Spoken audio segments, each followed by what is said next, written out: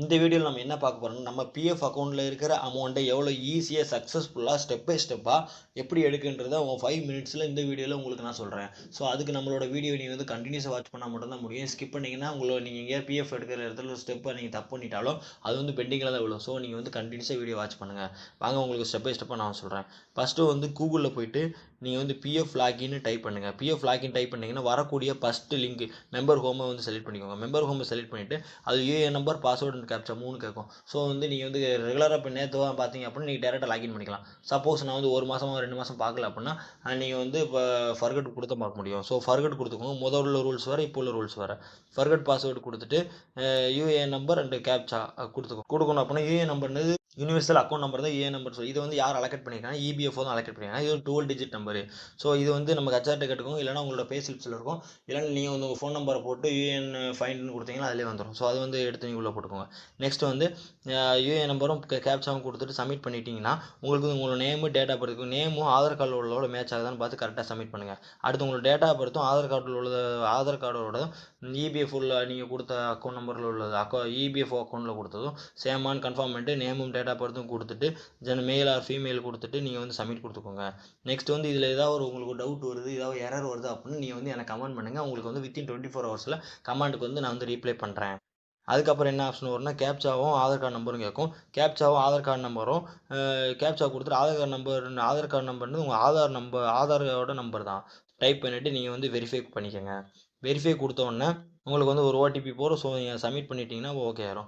அந்த ஓடிபி எந்த நம்பருக்கு போகணும், ஆதார் லிங்க்டு இது அப்போ என்ன அர்த்தம்னா நீங்கள் ஆதாருக்கு எந்த ஃபோன் நம்பர் கொடுத்தீங்களோ அதுக்கு தான் போகும். சப்போஸ் அதில் ஏதாவது பிரச்சனை இருந்தால் அது ஃபஸ்ட்டு நீங்கள் மாற்றிட்டு நீங்கள் வந்து ஓடிபி கொடுங்க, இல்லைனா நீங்கள் எடுக்கவே முடியாது தலையில் தான். நெக்ஸ்ட் அது டிக் கொடுத்துட்டு ஓடிபி கொடுத்துக்கோங்க.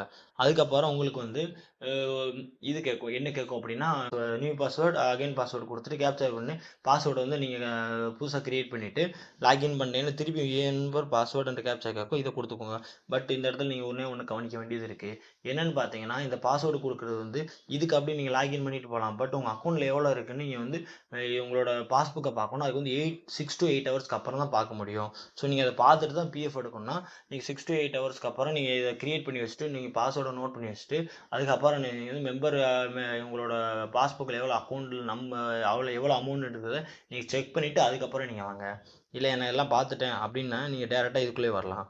யூஏஎன் நம்பரும் பாஸ்வேர்டும் கொடுத்து லாகின் பண்ணிவிட்டு ஃபஸ்ட்டு வந்து உங்களோட மேலே கார்னர் 3 டாட் இருக்கும், அதை கிளிக் பண்ணிங்க அப்படின்னா அதில் வந்து ஆன்லைன் சர்வீசஸ்ன்னு இருக்கா, அதில் போயிட்டு இதில் 4 ஆப்ஷன் இருக்கா, என்னென்னு சொல்லிடுறேன். ஃபஸ்ட்டு வந்து கிளைம் ஃபார்ம்ன்றதை கொடுத்தீங்கன்னா இப்போ வந்து நம்ம வந்து பிஎஃப் அக்கௌண்ட்டில் இருந்து நம்ம வந்து கிளைம் கொடுக்கறதுக்கு உண்டான ஃபார்ம் தான் அது. உள்ளே போயிடணும்னா வெயிட் பண்ணுங்கள். நெக்ஸ்ட் வந்து 1 member to 1 EPFO account transfer ரிக்வெஸ்ட்னா நம்ம பிஎஃப்ல வந்து யூஏஎன் நம்பரும் ஒன்றா இருக்கும். பட் அதில் வந்து நம்ம அக்கௌண்ட் வந்து வேறு இருக்கும். ஒரு கம்பெனிக்கு ஒன்று இருக்கும். ஸோ அந்த அக்கௌண்ட் இன்னொரு அக்கௌண்ட் ட்ரான்ஸ்ஃபர் பண்ணுறது செகண்டு.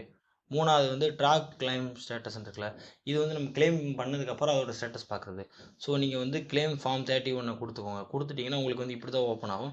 ஸோ இதில் எல்லா டீட்டெயிலும் கரெக்டானு பார்த்துக்கோங்க. நெக்ஸ்ட் வந்து உங்களோட பேங்க் அக்கௌண்ட் நம்பரை கரெக்டாக நீங்கள் கொடுத்துட்டு ஐஎஃப்சி கோடையும் கொடுத்துட்டு வெரிஃபை கொடுத்துட்டிங்கனாலே உங்களுக்கு வந்து இந்த மாதிரி ஓப்பன் ஆகும். ஸோ இது வந்து எஸ் கொடுத்துக்கோங்க. நெக்ஸ்ட் இந்த மாதிரி ஒரு ஆப்ஷன் ஓப்பன் ஆகும்.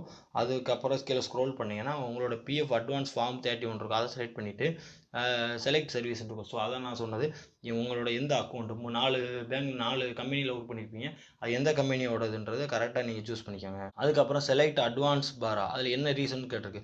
ஸோ இது நில்னஸ்ஸு எது நீங்கள் கொடுக்கணுமோ கொடுத்துக்கோங்க. கொடுத்துட்டு நான் நில்னஸ்னால் என்ன ஒன்றும் கிடையாது, நான் நார்மலாக எடுக்கிறேன்னு அர்த்தம். இல்லை கோவிட் அந்த மாதிரி கொடுத்தா டாக்குமெண்ட் சப்மிட் பண்ணுற மாதிரி. ஸோ நில்னஸ்ஸே கொடுத்துக்கோங்க. எவ்வளோ அமௌண்ட் வேணுன்றதை டைப் பண்ணிக்கோங்க. எவ்வளோ அமௌண்ட் வேணும்னு ட்ரை பண்ணிக்கோ. அடுத்து உங்களோட எம்ப்ளாய் அட்ரஸ். ஸோ ஆதார் கார்டில் உள்ளதை கரெக்டாக நீங்கள் ஃபில்லிங் தப்பு இல்லாமல் கரெக்டாக அடித்து நீங்கள் ஓகே பண்ணிட்டீங்கன்னா ஓகே பண்ணிவிட்டு இந்த டிக்கு டேர்ம்ஸ் அண்ட் கண்டிஷன் டிக் கொடுத்துட்டு கெட் ஓடிபி கொடுத்துட்டிங்கன்னா ஆதாருக்கு ஓடிபி போகிறோம். ஸோ அதை நீங்கள் சப்மிட் பண்ணிட்டீங்கன்னா கம்ப்ளீட் த ஒர்க். அவ்வளோதான். உங்களுக்கு வந்து மேக்ஸிமம் 15 டேஸ்க்குள்ளே வந்து அமௌண்ட் வந்து செட்டில் பண்ணிடுவாங்க. பட் உங்கள் இதில் ஏதாவது ஒரு பிரச்சனை இருந்தால் அது வந்து பெண்டிங்கில் அண்டர் ப்ராசஸ்லேயே இருக்கும். ஸோ அதை வந்து இன்னொரு மெத்தட் படி நம்ம மூவ் பண்ணணும். அது எப்படிலாம் மூவ் பண்ணுறது பார்ட் 2 வீடியோவில் வந்து நான் போடுறேன்.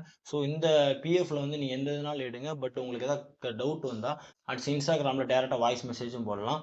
ஓகே, நீங்கள் கமெண்ட் பண்ணாலும் நான் இது வரைக்கும் ரீப்ளை பண்ணிட்டு தான் இருக்கேன். மேக்ஸிமம் வந்து நீங்கள் வந்து இன்ஸ்டாகிராம்லேயே வாங்க, அதான் நம்ம வாய்ஸ் மெசேஜை நம்ம வந்து ஷேர் பண்ணிக்க முடியும். ஓகே, இந்த வீடியோ கண்டினியூஸாக வாட்ச் பண்ணதுக்கு நன்றி. முதல் வீடியோ பார்க்குறவங்க நம்மளோட சேனலை சப்ஸ்கிரைப் பண்ணிக்கோங்க, லைக் பண்ணுங்கள், ஷேர் பண்ணுங்கள். தேங்க்யூ ஃபார் வாட்சிங். இன்னொரு நல்ல வீடியோவில் மீண்டும் உங்களை வந்து சந்திக்கிறேன்.